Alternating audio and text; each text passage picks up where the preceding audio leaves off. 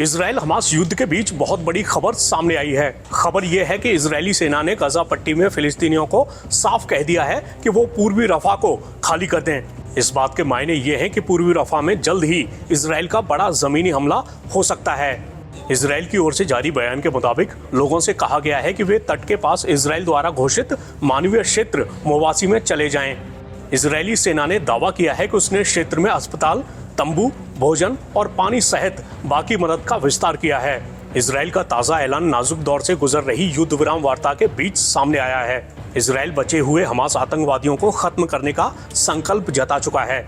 ऐसे में आशंका है कि इजराइल रफा में जल्द ही बड़ा जमीनी हमला करेगा। रविवार को इजरायली रक्षा मंत्री योआव गैलेंट ने दावा किया कि हमास किसी समझौते को लेकर गंभीर नहीं है। उन्होंने जल्द ही रफा में एक शक्तिशाली अभियान चलाए जाने की चेतावनी भी दी। इजराइल हमास युद्ध की वजह से गजा में बहुत बड़ी आबादी बेघर हो गई है। युद्ध शुरू होने के बाद जैसे जैसे गजा के बाकी हिस्से तबाह होते गए, वैसे वैसे गजा के आम लोग रफा की तरफ भागने लगे थे।